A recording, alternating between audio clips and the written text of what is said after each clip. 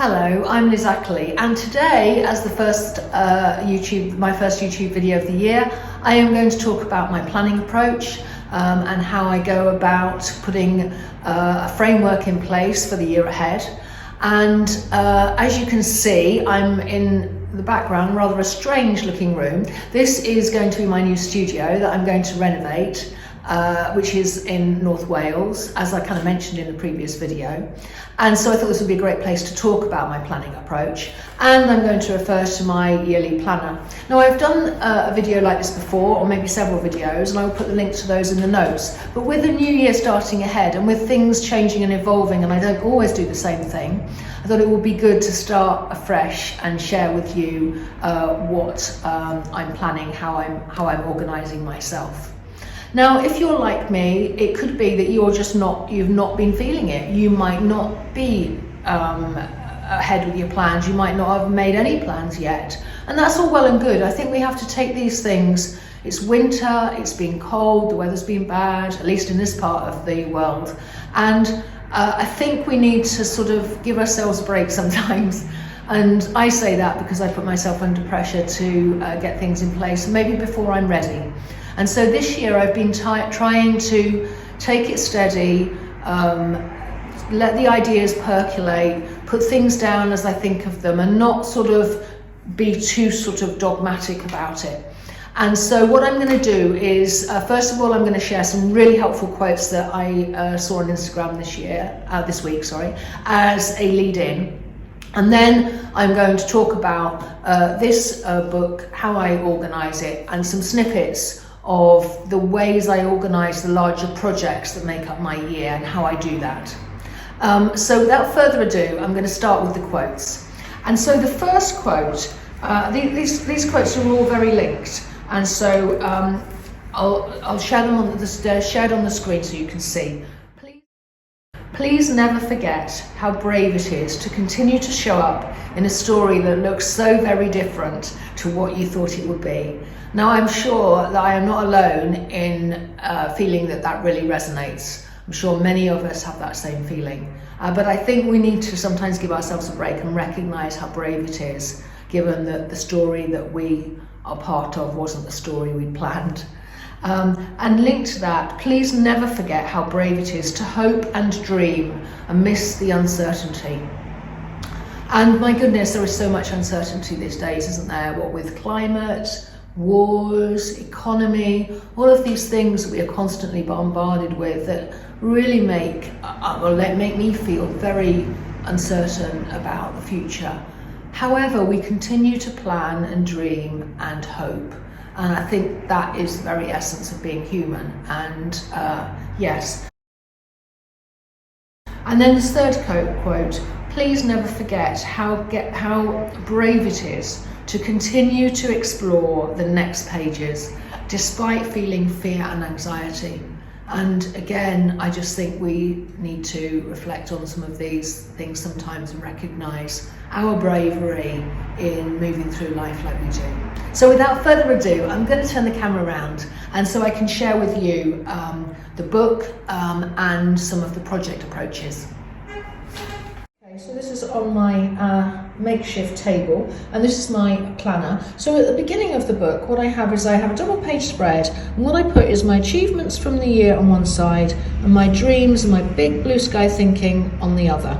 And in the center of this dreams sheet, I put whatever you do or dream you can begin it, boldness or genius and has power and magic in it.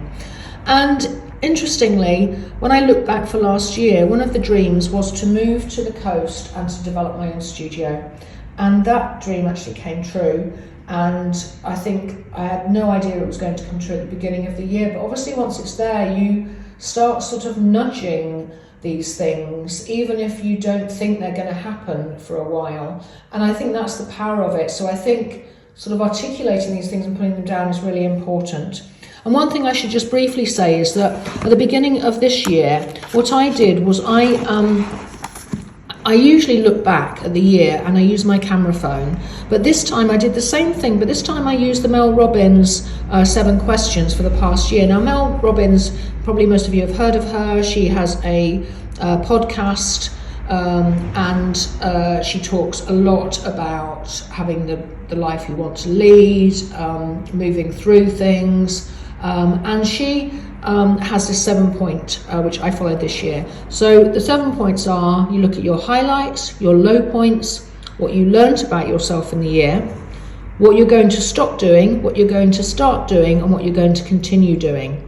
And then number 7, you do something at the end of that just to get started, so that you push forward. So I use that, which is a slight variation this year on what I usually do. So anyway, after this double page spread, what I then do is have some write down my focus areas for the year ahead. So in my case, I'm going to be developing my studio, I'm going to be developing new work and the coastal location, and being on location and working on location is going to be a focus. And then I've obviously got lots of organisational things I need to do as part of the business around the sort of account side of it, things, and keeping myself organised, and files and so on. Not very exciting, but necessary as part of the business. So that is what I do as a beginning. And then I divide my pages up. So I have an overall year plan. So I have a double page spread again. I divide it into quarters of the month of the year, and then I have a review. So when I've done each of these months, you'll see in a minute when I show you the monthly pages, I transfer the key things that I've achieved into these boxes so that I can get an overview. And I find that really helpful, actually. And then subsequent to this page, I then have a monthly planner, so that for each month, I summarise what I've achieved or done in each of the weeks. That's just the January one, as you can see. And then finally, in the next pages, and I develop all these pages myself, I'm just using a blank notebook with dots on it, and then I divide it all up.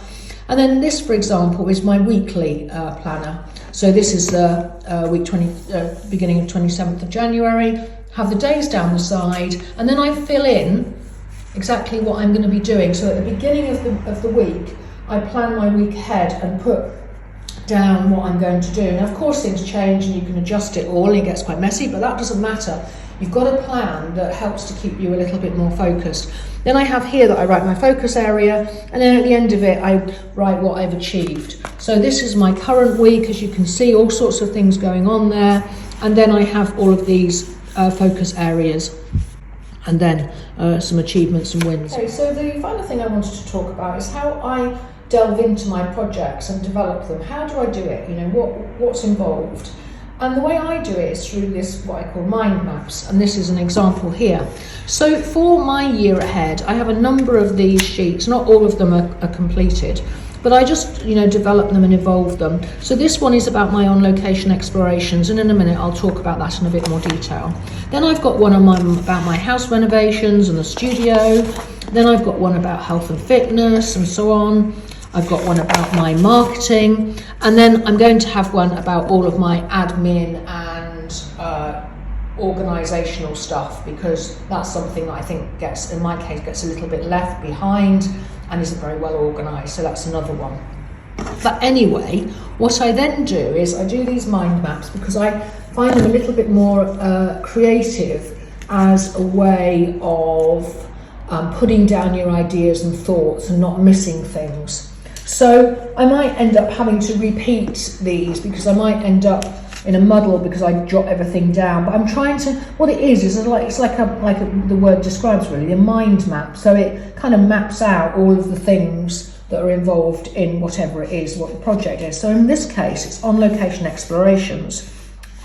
I always put it in the middle, and then I try and sort of create a sort of circle of ideas around it with more detail, and that's what this is. And so in terms of, if I'm saying I'm going to really explore my location this year as a sort of a start point for my artwork and my paintings, then how am I going to go about that? So I've kind of started to jot things down. So this in this part of the sheet here, I've just walk and look and photograph and write. So this idea of jotting words down or journaling, photographing, noticing what I notice, and then more detail is written about how exactly I'm going to do that. around journaling, about creating folders of photographs and how I'm going to organise that, and so on. And then further along, this is about sketchbooks and whether I'm going to work in sketchbooks and how I'm going to do that. And this is about, well, the 100-day project, which is something that happens annually. I'm going to possibly use that sort of framework. Yeah. And then at the bottom here are all the aspects of the location I want to explore. So I want to explore colour, I want to explore composition, I want to explore the marks, and I want to explore texture and pattern. And it's like, how am I going to do that? So this is all describing those ideas. So anyway, once I've done that, this is then done for each of the projects. And then I use this in my planner, and I then just have a project sheet, which becomes much more sort of nuts and bolts. And so this is kind of almost the creative ideas side. And then I have my what I call the big rock projects. And then I might summarize the project, have a sort of a summary of what I think success in that project looks like. And then it almost becomes like a to-do list of what needs to happen and when it needs to happen, and what I might need in terms of materials or anything to help me.